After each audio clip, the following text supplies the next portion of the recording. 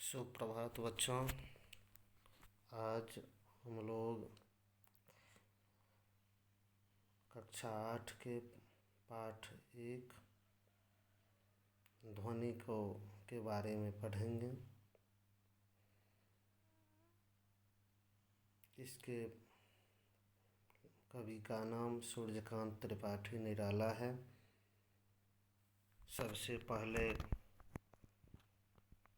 कवि परिचय के रूप में देखते हैं। यहाँ जो चित्र है वो सूर्यकांत त्रिपाठी निराला जी का है। उनको निराला का उपाधि दिया गया था क्योंकि वो एक अलग टाइप के थे। उनका जन्म 1897 ईस्वी में हुआ था। उनका जन्म स्थान महिषादल मेदिनीपुर था, पश्चिम बंगाल में है। उनकी मृत्यु 15 अक्टूबर 1961 में हुई और उनकी रचना प्रमुख रचनाओं में है अनामिका, परिमल, गीतिका, आराधना, कुकुरमुत्ते, राम की शक्ति पूजा और भी थे। अब इनको बहुत से पुरस्कार भी मिले थे। अब हम लोग कविता परिचय के रूप में देखेंगे।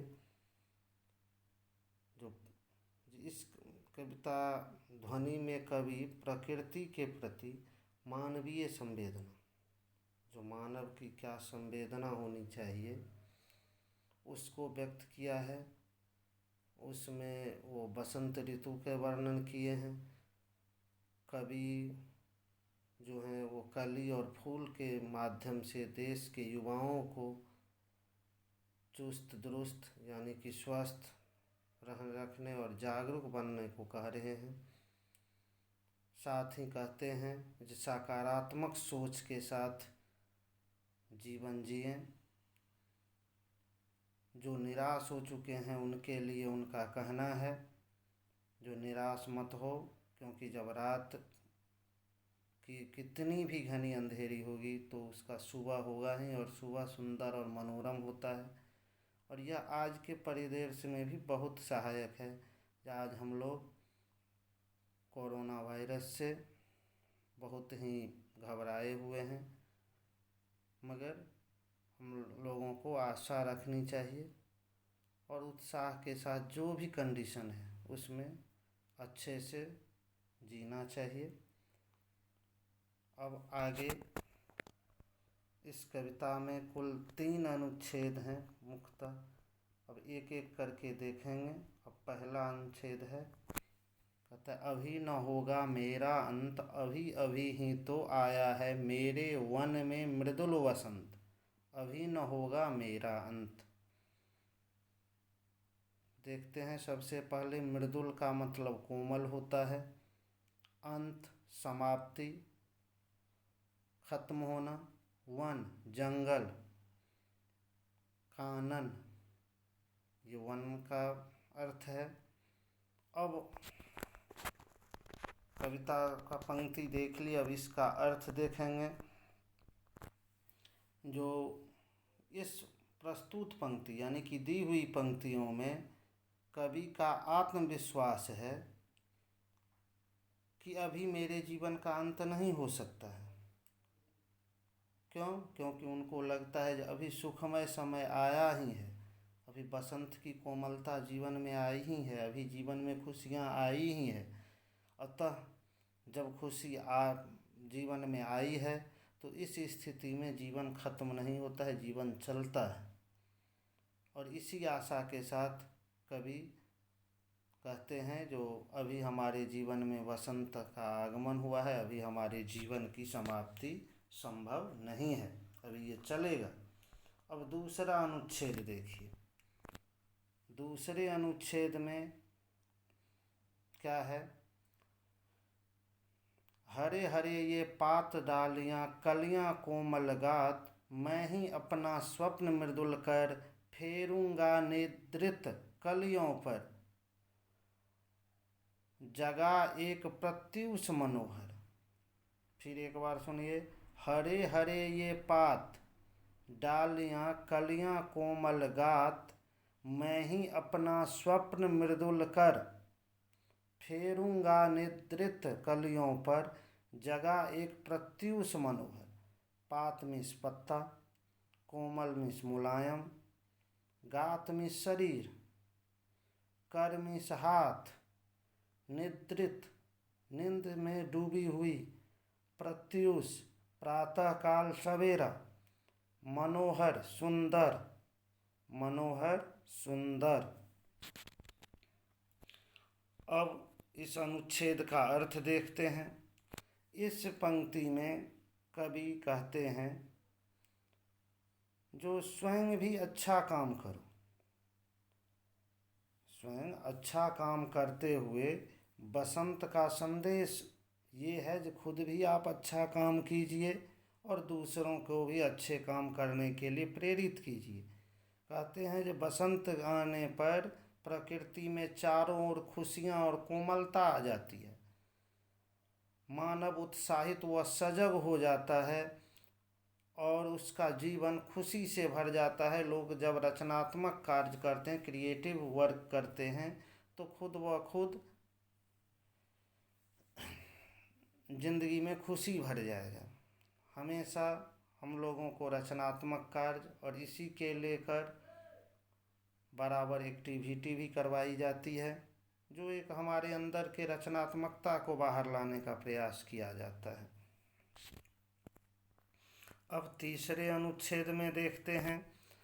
पुष्प पुष्प से तंद्रालस्य लालसा खींच लूँगा मैं, अपने नवजीवन का अमृत सहर्ष सींच दूंगा मैं, द्वार दिखा दूंगा फिर उनको, हैं मेरे वे जहाँ अनंत, अभी न होगा मेरा अंत।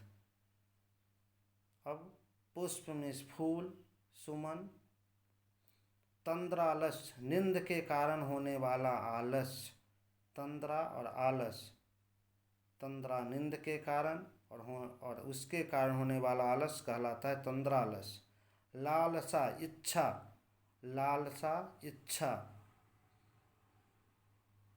नव मिस नया, नव मिस नया, सहर्ष खुशी से, सहर्ष खुशी से, द्वार दरवाजा, द्वार दरवाजा, जहाँ संसार, जहाँ संसार, अनंत जिसका कहीं अंत नहीं हो, जिसका कहीं अंत नहीं हो, वह अनंत है।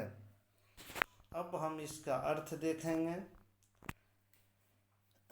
जो इसमें फूल का उदाहरण देते हुए कहते हैं कि जिस तरह से फूल का प्रारंभिक रूप कली होता है, वो अपना नींद और आलस छोड़ता है तब वो फूल बनता है और अपने सुगंध के कारण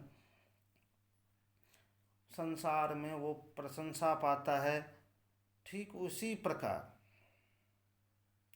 यदि मानव अपना आलस्य छोड़ दें और मेहनत से काम करें, रचनात्मक काम करें, तो संसार में उसे प्रशंसा मिलती है, हमेशा खुशी मिलती है और कभी निराश नहीं होना चाहिए और कभी भी कोई काम यह सोच के नहीं करना चाहिए जो हमें इससे प्रशंसा मिलेगी। काम अच्छा हो, दूसरों के भला का हो, जिससे दूसरे की भलाई हो, ऐसा काम करना चाहिए। और जब हम दूसरे का अच्छा करेंगे तो प्रशंसा खुद ब खुद मिलती है, प्रसिद्धि खुद ब खुद मिलती है, लोग फेमस हो जाते हैं जो दूसरों के मदद का काम करते हैं। जैसे कि आज सुभाष चंद्र बोस के बारे में ले लीजिए, जैसे कि गांधी जी को ले लीजिए, उन लोगों ने दूसरों के बारे में सोचा तो आज वो उनको खुद प्रशंसा मिल रही है। अब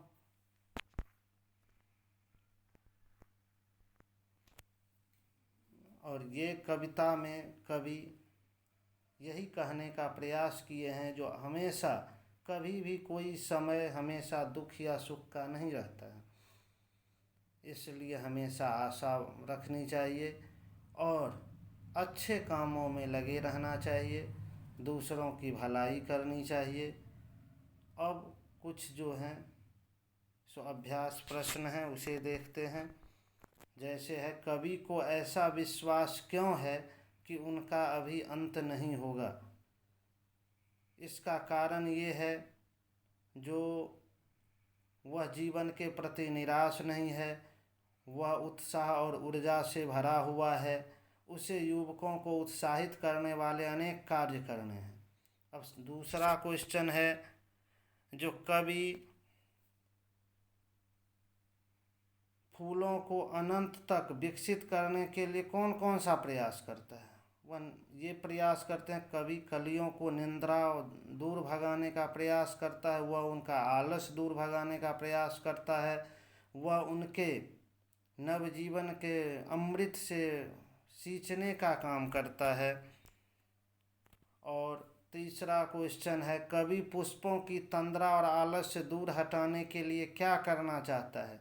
कवि पुष्पों की तंद्रा और आलस्य दूर करने के लिए ये काम करना चाहता है, अपने स्वप्न भरे कोमल हाथ उस पर फेरना चाहता है, पुष्पों को एक नए प्रभात का संदेश देना चाहता है, उसका तंद्रालस्य छीन लेना चाहता है।